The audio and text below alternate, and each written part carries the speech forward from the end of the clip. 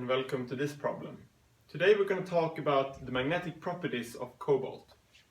And in this particular exercise we're concerned with the magnetic moment per atom for cobalt, and also we want to estimate the coupling constant lambda that appears in the mean field theory.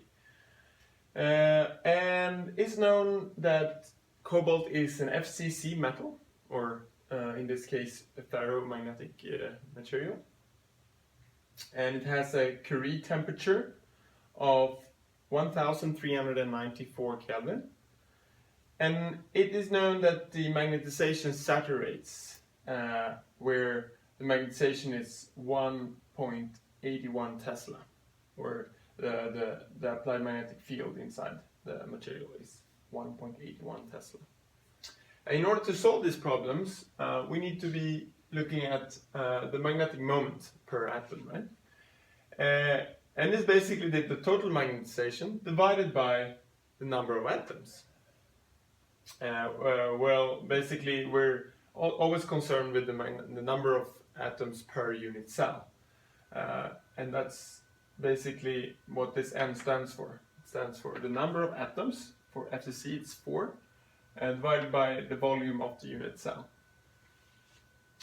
And then we can calculate the magnetization per atom as if we now multiply both sides by mu naught, we get mu naught m, which is known, and then times A3 divided by 4 mu naught. And putting in the values, we knew this from the beginning, and A3 is known, and mu naught is also known, it's a constant. We can get this value here. And in terms of the Bohr magneton, we can also write it out as 1.72 Bohr magnetons. In terms of B, we like to look at the mean field approximation. In the mean field approximation, the exchange coupling field, BE here, is equal to lambda times the magnetization. And also, it's known that the magnetization is basically it's partly the applied magnetic field, but also you have to add the exchange coupling and then multiply by mu naught in SE units and the paramagnetic susceptibility. And using this, that the susceptibility is basically the inverse of temperature, or the Curie constant divided by temperature, and putting in this putting in this lambda m here, we get the relation that the magnetization is of this form. And if you want to calculate the saturation, or the lambda here, the lambda constant, it basically in terms of the critical temperature, which is known in this case, we know that the critical temperature must be when the magnetization blows up. So it is in the case of when this becomes 0. And that means the lambda must be equal to the critical temperature divided by C mu naught, where C is this Curie constant that comes into the paramagnetic susceptibility. And from earlier, we also know that the Curie constant can be calculated as such. And basically, putting this in, we can get the relation for.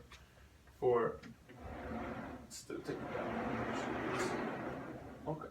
So we'll put in the values, and then we get that the lambda constant, the coupling constant, is equal to this, and we can replace this value here by m mu naught, which is known from the exercise. And putting in the values, you basically get that the coupling constant is equal to 666.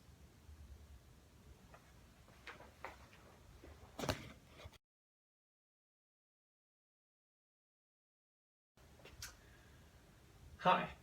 In this problem, we're concerned with the magnetic phases in this substance, which is zirconium, antimony, and iron.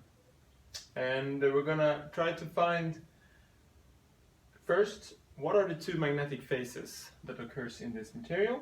And then we want to calculate the effective number of Bohr magnetons.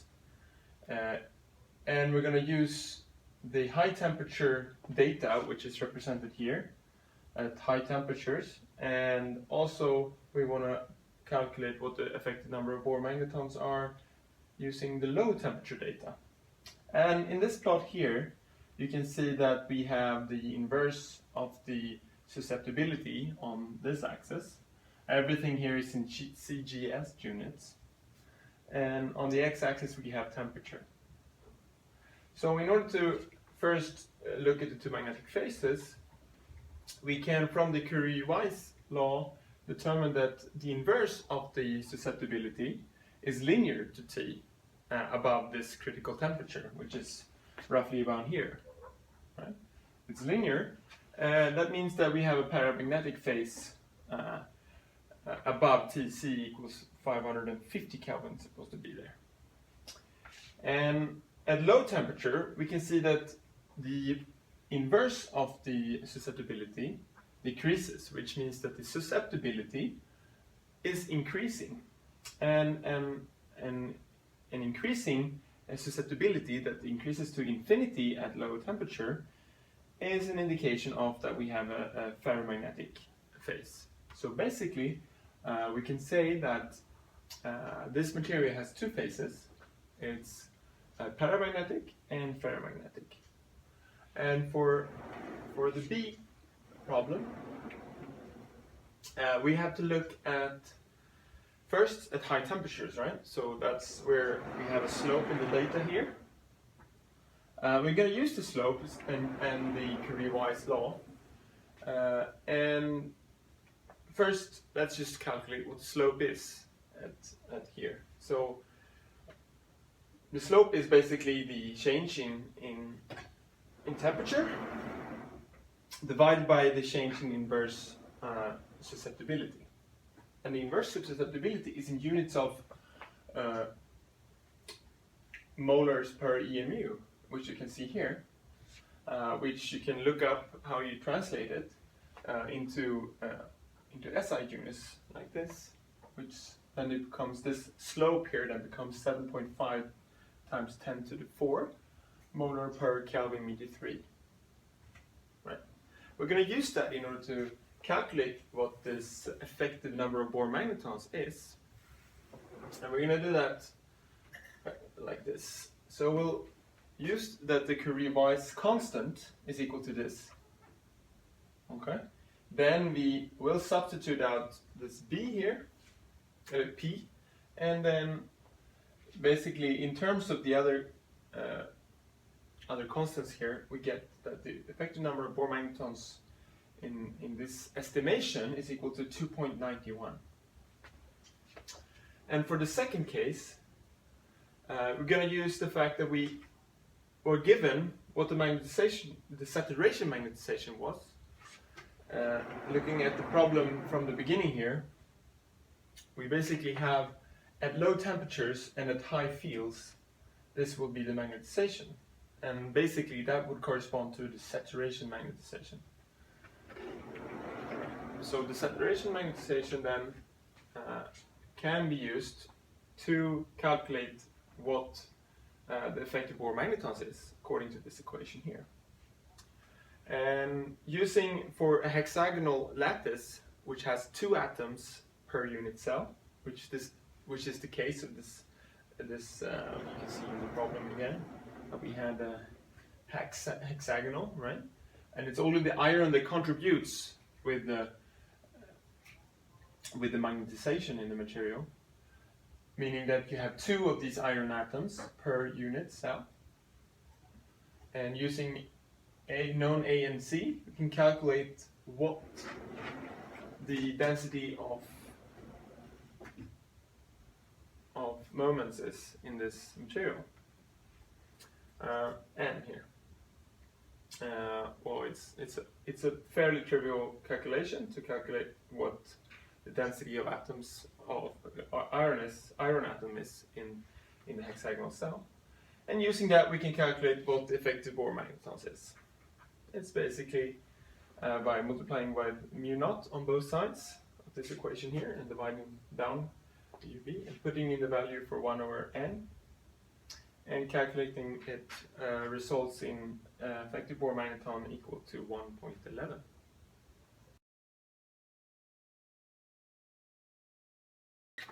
Hi!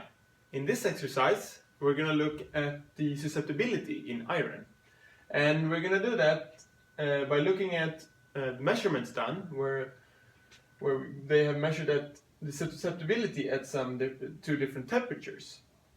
And using that, we want to calculate what is the susceptibility at 1,000 degrees. And it's also known that the critical temperature is below 800 Celsius. So we basically know that the material is in its paramagnetic phase since it's above the critical temperature.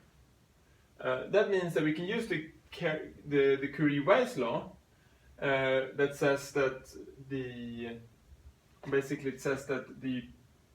susceptibility is equal to C over T minus Tc. So we'll use this relation and we'll get two equations, right? Two equations where G1 and G2 is known and T1 and T2 is known, and we want to calculate C and Tc so that we can use the formula to calculate what other susceptibilities are, where we get the whole relation. So basically we can find what Tc is in terms of C, just using the first equation. And then by dividing the two equations, or rather by using this relation of Tc, we put that Tc in here. And then we can substitute for C in that relation. And then we get that this is the form. And by putting in the values, we get that C equal to 0.18 Kelvin. Putting that value in here, we get that the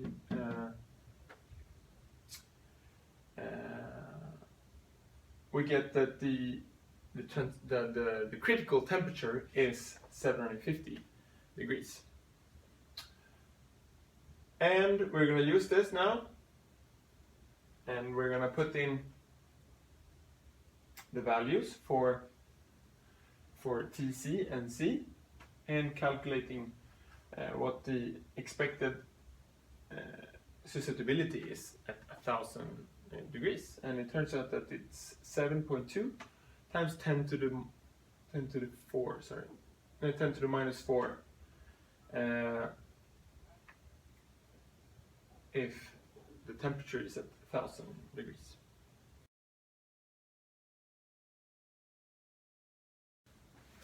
Hello, and welcome to the next problem. In this problem, we're going to look at magnetic ordering and susceptibility in magnesium difluoride. And magnesium difluoride is a tetragonal substance. That means that it has a crystal structure where you have fluoride where the green dots are, and manganese in the corners and in the center, right? And only the manganese will contribute to the magnetization of the material. So it basically has a BCC structure, but where A has a different, this lattice parameters is different from C, which is the height of this cube. And it is also known that this material has a magnetic transition at T equals 67 Kelvin.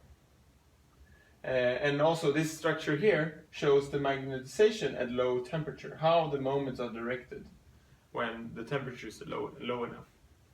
And the questions in this problem is basically, so what type of magnetic ordering does this magnesium difluoride have? First, at low temperatures, and what is the magnetic ordering at room temperature? And also, what direction does the moment point in? in the unit cell, or what does the moments of the atoms, which direction do they point? And for C, we want to ask the question, or basically we want to ask you to draw or sketch how the susceptibility above T n above 67 Kelvin, how does this behavior of the susceptibility, how's that, how does this look above Tn? And then we want to use we're going to use neutron scattering or neutron diffraction in order to determine what Miller indices that can be seen below 67 Kelvin and what Miller indices will be can't be seen. So it's going to be a transition between the two temperatures. So above and below Tn, some of the peaks that you can see from neutron dissection will disappear. And we want to see what peaks are there and why do they disappear. Try to explain that. Okay. So for A, basically we want to answer what the structure is, right? For what is the magnetic ordering at low temperature? So the figure here shows that you have equal amount of moments up as you have moments down. And if you have that at low temperature, it's basically an antiferromagnetic material. And for B, above Tn, if it's antiferromagnetic below Tn, it has to be paramagnetic over Tn. And in this case, when the temperature is high enough, the magnetic moment will be stochastic. They will point in all directions randomly. So you can't say in which direction, they basically point randomly in different directions. Okay. So for C, we want to sketch the susceptibility, and for an antiferromagnetic material, we will have a relation that says that the susceptibility is equal to C divided by T plus theta here, right? And theta, as a good approximation, is equal to this transition temperature, the neo temperature. And this is drawn in two different ways here. For the case where you have susceptibility on the axis, you can see that there's a limit here for positive, since temperature needs to be positive, right? We can never go below a certain threshold. So so if you go at really low temperatures, you will still have C over a really low temperature will still have C over theta as the upper limit. And if you have the inverse of the susceptibility, you can draw this in terms of the inverse, right? And it should be, if you flip this, you get a linear relation where it's only valid above Tn, right? So this is always only valid above Tn. And above Tn, when the temperature is above Tn, you will have basically you'll have a linear relation, and where this value here would be the negative Tn. And for D, you want to look at the neutron scattering, and it's clear that neutron scattering, the scattering amplitude is dependent on the direction of the moments in the crystal.